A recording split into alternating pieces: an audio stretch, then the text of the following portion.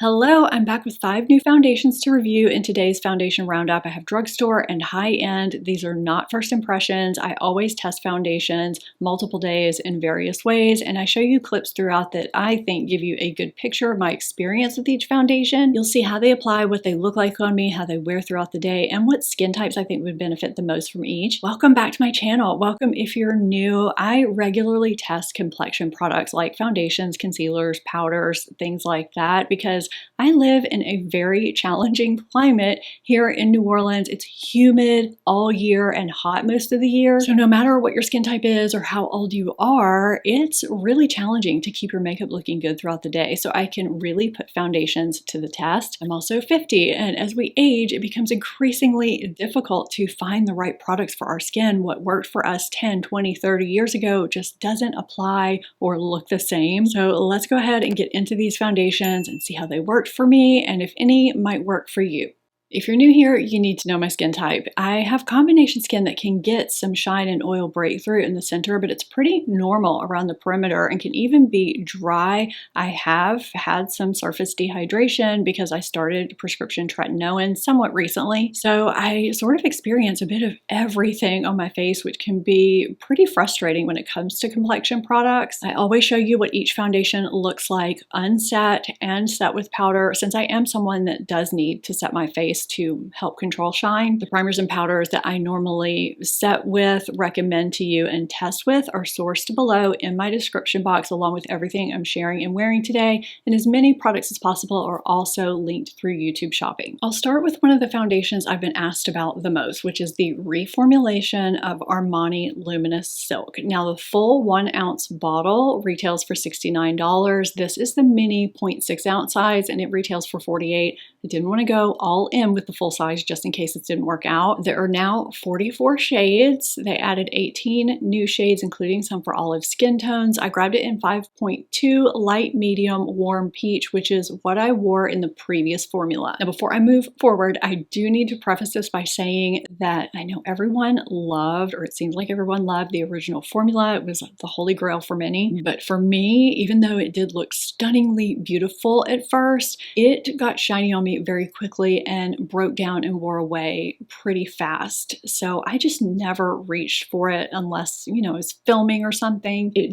didn't have that holy grail status for me because it just didn't wear well. So I kind of approached this test like this was a brand new foundation because it had been a while since I'd worn the original. So this is an oil-free silicone-based foundation. It's supposed to have that same silky texture, long wear, and natural glow that the original had. And it's supposed to blur, smooth, hydrate, be transfer resistant, and give medium buildable coverage. This formula, though, is skincare infused. It has niacinamide, glycerin, and sea lily to improve your skin tone, texture, and luminosity after, I think they say 2 weeks. Yeah. This does have alcohol. It's the 7th ingredient listed, and it has fragrance listed over halfway down. But in addition to just fragrance being listed, there are other ingredients in here that are fragrances. So about 75% of the way down, we have another fragrance that has a sweet floral odor, which is known to cause reactions in small amounts.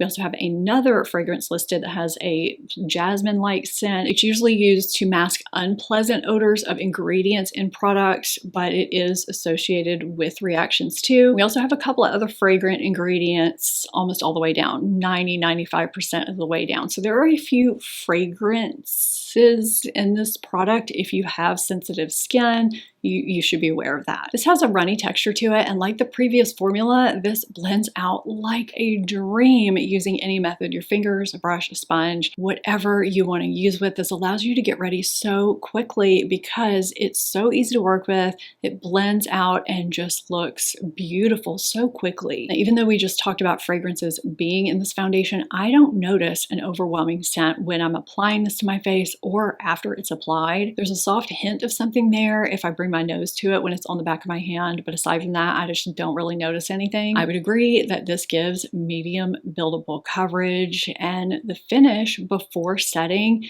is naturally radiant. It's not going into dewy territory, but there's a definite glow there. I feel like I see a bit more glow than with the original formula. It's very smoothing on pores and texture. It's just a flattering foundation. foundation. And after I finish my makeup and set my face, it has a natural soft matte finish at first. I didn't wear a lot of color or cosmetics on my face on this day, but about 3.5 hours later, after my oils have settled in and meshed with the foundation, it starts to look glowy and get natural radiance to it. And at about 8 hours, I have some shine. This is not atypical for a skincare infused foundation for me. And I did get shine with the original formula, but by this point, I had lost coverage. I don't know how or why, but here we are at 11 hours. I mean, this is a pretty decently long day, and there's still coverage on my face, even though the shine is too much for me. My experience is pretty much the same with or without primer. I may be able to go an hour more before I start getting really, really shiny, but this, for some reason, definitely wears better and longer on me than the original version did. If you have combination oily skin,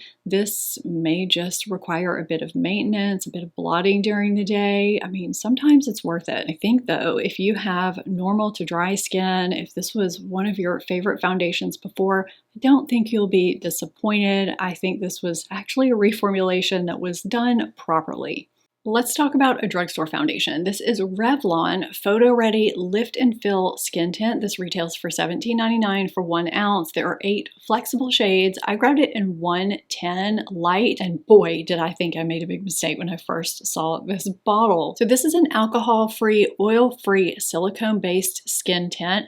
It's supposed to hydrate your skin and be the perfect fusion of skincare and makeup to even your skin tone, blur the look of pores and imperfections, and it's supposed to visibly brighten your complexion with a natural glow. They claim it will wear all day without settling into lines, pores, or texture. It has squalane to deeply hydrate your skin from within. It also has this 100% natural stevia side complex to help your skin look more visibly lifted and filled in, and it's supposed to help your skin appearance over time. This has a runny consistency and it blends out easily with any method. I think you can see here as I'm blending it out with my fingers that there is a built-in luminosity. I don't mean it looks dewy. I mean it almost has the appearance of having a luminizer or a shimmery liquid highlighter mixed into it. Think of Makeup by Mario's original foundation, but more so. And I do notice a pretty strong chemical scent when I apply it. It kind of took me off guard because I noticed it so heavily. So cosmetic ingredients are listed in order of concentration, and mica, which is used for shimmer and sparkles, is the 3rd ingredient in here. And also about a 1/3 of the way down the ingredient list, we have another ingredient which is used sometimes as a bulking agent and for blue light protection,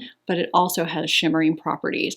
And we also have a synthetic fragrance listed as well. So when I was applying this, Brady, my 24-year-old son, walked in the room and we started joking that I felt like I looked like the Tin Man. I don't think these video clips give an accurate picture of how metallic, shiny it looks in person. I tried so hard to capture it on camera and I just couldn't get it. Anytime I swatched this on the back of my hand when I wiped it away, you could see shimmer left behind, almost like I swatched a shimmery eyeshadow. Unless you have perfectly smooth skin with no visible pores, texture, or wrinkles, I just don't think you can get away with this type of shiny, reflective, metallic finish, in my opinion. All this type of finish does is magnify those issues. I also tried to capture how this was kind of settling into my pores and giving me polka dot pores. I could not get those issues on camera. I feel like you can see them a little bit more after I set my face, maybe. I'm not sure. I almost feel like it looks flattering on video and it just was not flattering. But after I set it, it did turn into more of a natural luminosity rather than Tin Man, which I guess is good. So I would say the coverage is sheer to light medium, which is pretty normal for a skin tint, and it does feel lightweight, so I'll give it that. But I had to laugh when I looked in the mirror at about 4.5 hours and I saw the shimmer and glimmer metallic finish combined with my natural shine. It felt so greasy at that point that I had to blot. Just no. And at the end of the day, it was basically just gone. It had worn away so badly. This is just a hard pass for me all the way around. There is nothing that I liked about this. If you're young and you have perfectly smooth, poreless, textureless skin and you like this type of shiny finish, then I guess that's who I would recommend this for. But everyone else, I would stay away. This is another highly requested foundation review that you've been asking me about a lot. This is the new IT Cosmetics Do It All Sheer Tint Face Balm. This retails for $34 for 0.63 ounces. There are 15 flexible shades. I grabbed 210 light neutral. Now, when I first saw this packaging, it immediately reminded me of L'Oreal Age Perfect 4-in-1 tinted balm. I really liked that product. Unfortunately, it's been discontinued. I mean, the component is almost exactly the same from what I can remember. I used mine up, it's gone, but even down to the ounces, it was also 0.63 ounces. And when I first swiped my finger into this, I had to look up both ingredient lists. Guys, the ingredient lists are exactly the same down to the order. The only difference is that IT Cosmetics took out a few of the ingredients that L'Oreal had sprinkled throughout and in between some of the last 9 ingredients, starting after hyaluronic acid and at the end. So if you liked that product like I did and you're bummed about it being discontinued, this is probably a review you may want to watch. So this is silicone-based, alcohol-free, oil-free, and fragrance-free, and it claims to be a 4-in-1. Does that sound familiar? A 4-in-1 radiant sheer tint foundation that transforms skin instantly and over time. It's comprised of 92% skincare ingredients, including hyaluronic acid, peptides, and vitamin E, and it's supposed to soften your skin for a radiant look that firms, hydrates, and minimizes the look of lines. And it's supposed to give sheer, buildable coverage. There are no longevity or wear claims that I have seen anywhere. So I'll start by saying I don't have a lot of success with foundation balms. L'Oreal Age Perfect was an exception, and similar to L'Oreal Age Perfect, you can apply this with any method you want, using a damp or dry sponge or a brush, using your fingers, whatever you want to do. It starts as a solid balm and transforms into a serum as you apply it, and it applies seamlessly. I'm using the IT Cosmetics number 7 Heavenly Luxe brush here. It doesn't emphasize any dry areas at all. It just melts into my skin. I notice a very faint scent in the jar, which is just from the ingredients because this is fragrance free. I don't notice it when I'm applying it or after. And I would say this builds from sheer to light medium coverage. I had a pretty nice red spot under one of my under eye hollows, and it covered it pretty nicely without layering very much at all. Sometimes I blend it out fully and then spot build it wherever I feel I need more coverage with whatever tool I'm using. One reason I love that IT Cosmetic brush is because it's such a great multitasking brush. It's great for blending out creams and liquids, foundations, blushes, whatever, but then you can flip it around to the small side and use it for concealing your under eye area, spot concealing, and things like that too. It covers redness and even skin tone really nicely, and before setting, it does feel slightly tacky to the touch, and it has a natural dewy skin-like finish that smooths pores and textures beautifully, and it seems to do so more than the L'Oreal balm did. Many times, dewy, radiant foundations and complexion products can magnify pores and texture because of that reflective surface, but this doesn't, and it truly looks like skin. It feels lightweight and hydrating, and after my makeup is finished and everything is set, it has a natural skin finish. I start to notice some shine with or without primer around 3 to 4 hours in, but it does blot well, and I can move on with my day. I didn't blot on this day because I wanted you to see the progression. I do later though. Also on this day, I had 2 of my favorite reliable primers on each side of my face, both from Hourglass, Veil and Vanish, but my clips from non-primer days look pretty much the same. So the shine continues as the day goes on. Here we are at 5.5 hours and 7 hours in my horrible, unflattering bathroom lighting where I'm starting to see some fading, but I wanted to blot here to show you it doesn't completely take off everything, even when I blot at this point. I've had far worse experiences with other complexion products. Now remember, they don't make longevity or wear claims with this foundation. I haven't seen them anywhere anyway, and they do say that you can touch up with it if you need to, and I do want to reiterate, I live in major humidity, so that could be a factor, but I really do like this for a quick applying, skin-like, skin evening product for just casual days.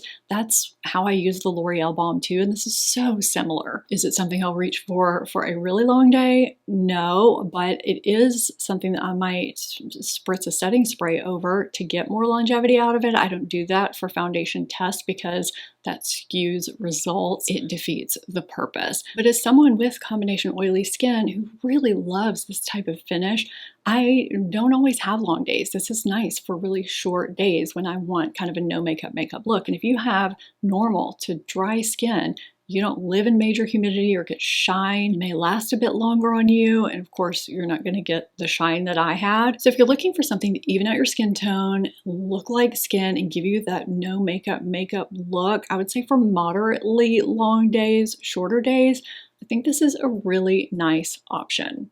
I have another tinted balm here that's very different from the IT Cosmetics, and I haven't heard anybody talk about this one yet. This is the Laura Mercier Tinted Blur Balm Skin Tint.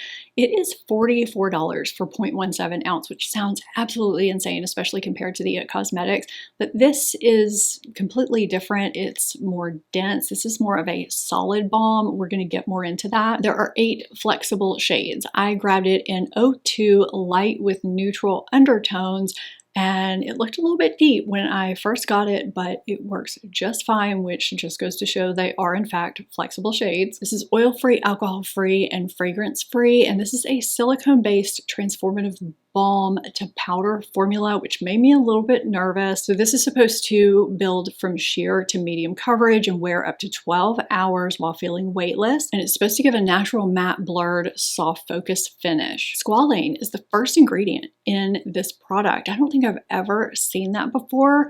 Squalane is rich in fatty acids and vitamin E. It's very hydrating. It's also infused with peptides to help your skin's tone, texture, and elasticity. So before I initially started trying this, I had some reservations because, as I said earlier, I haven't had much success with balm formulas. They can feel very greasy, heavy, oily, and they can wear away quickly. And when I saw this was a balm to powder formula, I thought it was automatically going to catch all my dry areas, all my surface dehydration and flakes. Now, they say to use a dense brush or sponge and swirl it around in the top of the product to warm it up and to pick the product up. You can also use your fingers to apply it if you just want a sheer veil of coverage. I was actually really surprised at how solid this balm felt. I really needed to dig my brush in pretty firmly to pick up enough product to get coverage. But at the same time, it didn't seem to use up a lot of product. It didn't really appear as though I was digging into it. So even though you're not getting a bunch of product in here, it seems like a little goes a long way to give you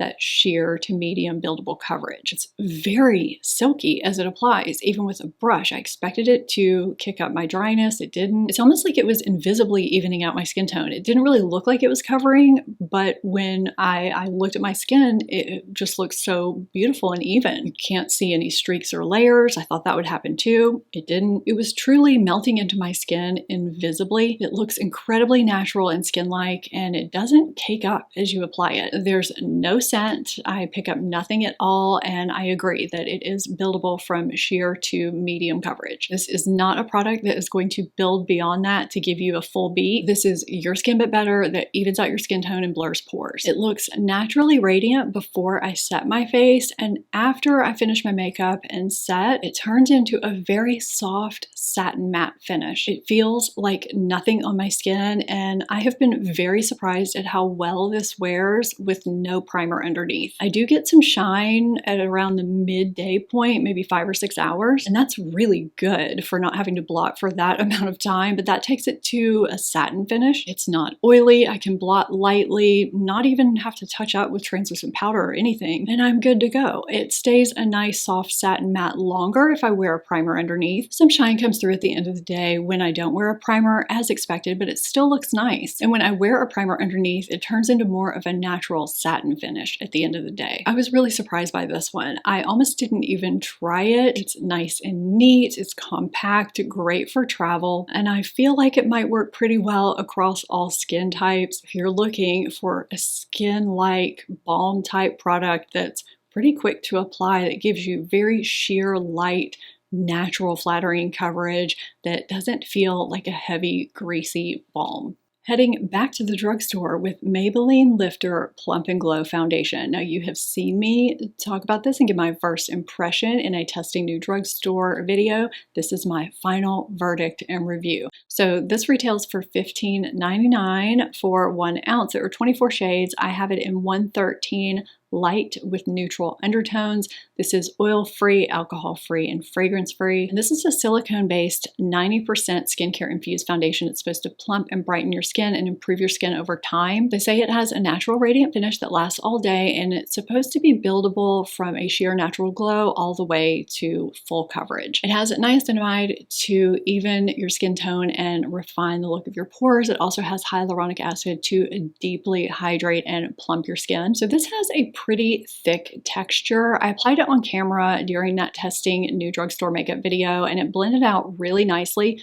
but it took quite a bit of product with a barely damp sponge to even get light medium coverage. It evened out my skin tone, but I could still see some redness through the foundation. A little did not go a long way with no primer underneath. On the side with primer, I was able to get medium coverage. Now on days I applied this with a brush, I got solid medium coverage, maybe a smidge over medium coverage, but I do not get full coverage from this foundation. I also don't like using a brush to blend this out. Always kicks up dryness, dry flakes, which is what happened in this video. I had some issues in that testing new drugstore makeup video because I was seeing the natural radiant finish. It was really pretty, but it was exaggerating my dry flakes in a really bad way. I've consistently had that same issue with this foundation. I tried to capture it on camera this day. I have really consistent primer underneath. I don't know if you can see it or not. Sometimes it's just really hard to capture that small stuff on your skin on camera, but my skin just looked really dry after my makeup was finished, yet at the same time it gets oily during the day too. It's a very confusing foundation for me. I don't notice any scent from it. Now, if you don't have any dryness, any dry flakes at all, you won't have this issue. However, it's also not long wearing on me like they claim it is. I get maybe 8 hours out of it even when I wear a primer. Since this foundation is primarily marketed to those with normal to dry skin, yet it's picking up on my moderate dryness, yet I get shiny with it during the day too. I'm really not sure who I would recommend this to. I guess if you have normal skin. I just know it's certainly not the foundation for my confused skin. So it looks like I'll be sticking with Maybelline Lumi Matte for my Maybelline foundation. I want to know if any of these worked for you, didn't work for you. If you plan on trying any of these, let me know in the comments. And I hope you found this video helpful. If you did, give it a thumbs up, and I would love it if you would share this video with someone who also might find it helpful. Subscribe if you're not already. Thank you so much for watching, and I will see you next time. Bye.